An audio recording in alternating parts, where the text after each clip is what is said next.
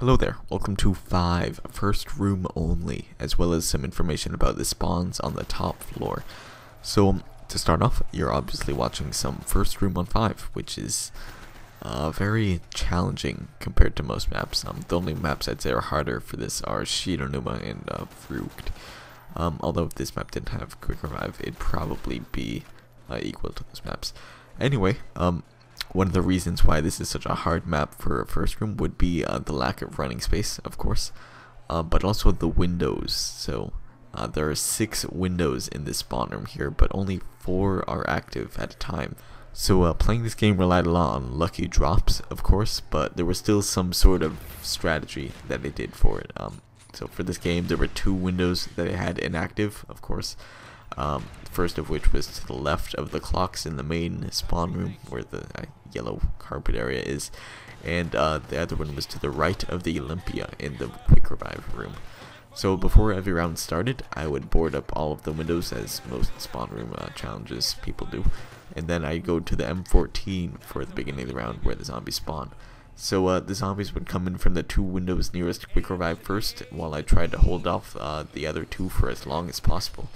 And when they do come in, I'd make my way around the yellow carpet area to the Olympia room, where I do pretty much as many cutbacks as possible and then try to escape the room. And as you've probably seen, it doesn't work very well. It's a lot of luck. But there isn't really much else you can do unless I'm very misinformed. I don't know.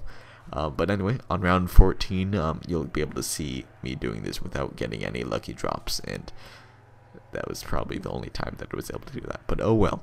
But yeah, anyway, on to what I wanted to talk about in this video, which is the top floor. So as I said earlier, there are only 4 windows in the spawn room that can be active at once, and well, those windows can actually change, which is something that not many people know. It's actually pretty weird. I don't see the logic in having them change at all, but anyway, they can change later on, and that is through some weird zone stuff in the labs. So some stuff you'll need to know for this to make sense. There are 3 zones in the labs if you don't open any doors. The first of those is in the elevator, and the other 2 are 2 halves of the labs. And by that I mean, I guess M16 to the power room is I guess 1 zone, and then the other zone is from where that zone cut off to the elevator. You'll see a little picture there if I make one. But yeah, so if you enter any of these zones, it'll change the Windows setup. So if you take the elevator down, for example, you will enter the elevator zone, and the 2 windows that you had inactive initially will change. Then if you walk out of the elevator, the windows will change again. That's right, they change again just by walking out of the elevator. And if you walk past the power room into the next zone thing there, the windows will change a 3rd time. Overall, that's 4 different window setups that you can have in one game, but you can actually have even more. If you open any door in the labs, the windows will change if you walk into that room. So each room thing is a zone on its own, and if you walk into that zone, the windows will change. Magic. So yeah, I don't really understand why they change like that, or why they change at all, but there is actually a use for these inactive windows. So while playing a challenge a few days ago on 5, me, Lone Star, and 5 and 5 actually figured out that there's a very effective high round strategy using window inactivity to your advantage here, and you'll see that at the end of this video. It has very, very good potential for being part of the fastest strategy here on 5. So yeah, that's weird things in the spawn room there, but you haven't heard weird things in the MPL room, which I guess the spawn room windows had some sort of logic to them, where you enter a zone and then things change. But this one, I do not understand at all, because well, I'll just explain it. So there are 2 zones on the top floor. One is the spawn room, just the entire spawn room, and one is the MPL room. And if you're in the spawn room, the windows next to the elevator will not be active. I don't understand at all why, because because if you're by those two windows, all windows in the spawn room will be active, just, well, excluding those two ones that are always inactive.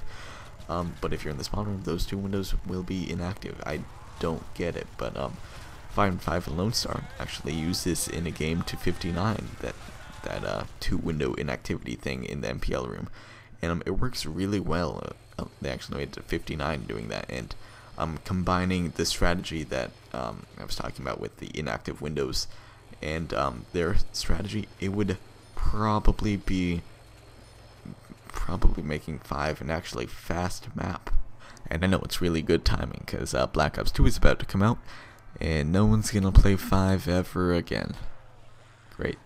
Yeah, but anyway, thank you for watching. That's really all I had to say. You'll get to see this window inactivity to our advantage thing right at the end of this. So thank you for watching again, and goodbye.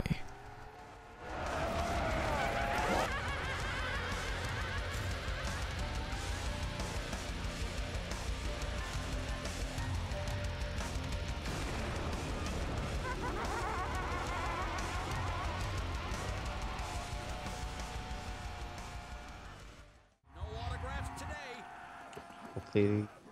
I'm sorry. No, just missed one. I got him. Nice.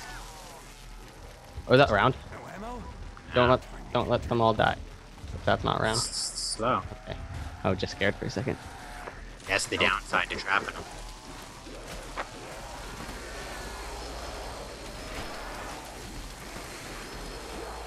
Yeah.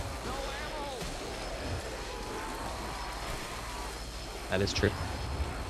0 times 2 is still 0. North.